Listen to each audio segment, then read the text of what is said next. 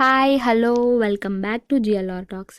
ఈరోజు ఈ వీడియోలో అయితే ఉల్లిపాయ పకోడీ ప్రిపేర్ చేశాను అండ్ బాగా పొడి పొడిగా కరకరలాడుతూ ఎలా ప్రిపేర్ చేసుకోవాలో ఈ వీడియో మొత్తం స్కిప్ చేయకుండా చూడండి, మీకే అర్థమవుతుంది.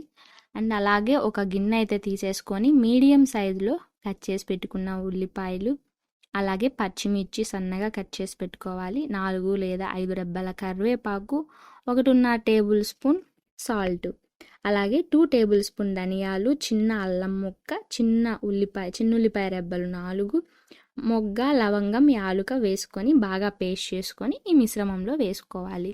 అలా వేసుకున్నాక 1 టేబుల్ స్పూన్ ఆయిల్ అయితే యాడ్ చేసుకోవాలి. ఇలా ఆయిల్ యాడ్ చేసుకున్నాక బాగా అన్నీ కలిసేంత వరకు బాగా మిక్స్ చేసుకోవాలి. అలా మిక్స్ చేసుకోవడం వల్ల అన్నిటికీ అన్ని సాల్ట్ కానీ కారం కానీ ఈ పేస్ట్ కానీ బాగా పట్టేస్తుంది. అలా మిక్స్ అయిపోయినాక ఇందులో శనగపిండి 3 కప్పుల శనగపిండి అయితే నేను యూజ్ చేసుకున్నాను.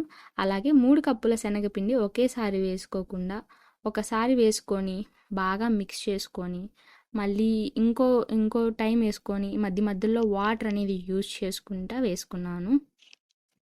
అండ్ ఇలా 3 కప్పులు శనగపిండి ఒకేసారి ఎందుకు వేసుకోలేదంటే మనకి ఒకేసారి వేసుకోవడం వల్ల క్వాంటిటీ అనేది ఎక్కువ అవుతుంది. సో సాల్టు ఈ కారము అనేది త్వరగా మిక్స్ అవ్వదు. సో అలా కొద్దిగా వేసుకొని మనం వాటర్ వేసుకుంటూ బాగా మిక్స్ చేసుకున్నామంటే మనకి సాల్ట్, కారము, ఈ మసాలా అన్నీ కరెక్ట్గా సెట్ అవుతుంది.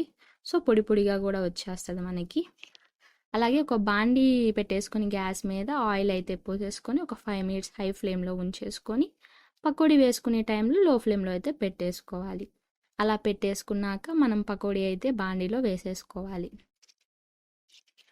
అలా వేసుకున్నాక మనము అప్పుడప్పుడు మిక్స్ చేస్తూ ఉండాలి. అలా మిక్స్ చేసుకుంటూ ఉన్నాక మనకి ఒక 5 మినిట్స్లో గోల్డ్ కలర్లో వచ్చేస్తుంటుంది. లో ఫ్లేమ్లో అయితే పెట్టి చేసుకోవాలి. హై ఫ్లేమ్లో పెట్టడం వల్ల ఏంటి అంటే పైనే కాలి లోపల పచ్చిగా ఉంటుంది.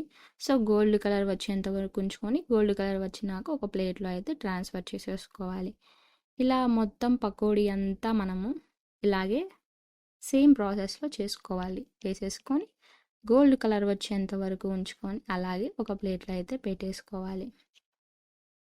సో మనం ఇంట్లో చేసుకున్న పకోడీ టేస్ట్ చాలా డిఫరెంట్గా ఉంటుంది అండ్ బయట పకోడీ చాలా డిఫరెంట్గా ఉంటుంది. సో మనకి ఇంట్లో చేసుకున్న పకోడీ కానీ బయట చేసుకున్న పకోడీ కానీ పకోడీలోకి ఇలా ఆయిల్లో పచ్చిమిర్చి కానీ డీప్ ఫ్రై చేసుకొని ఇలా పకోడీలో కానీ తింటే కాంబినేషను సూపర్ కాంబినేషను అండ్ మీరు ట్రై చేయండి ఈ కాంబినేషను.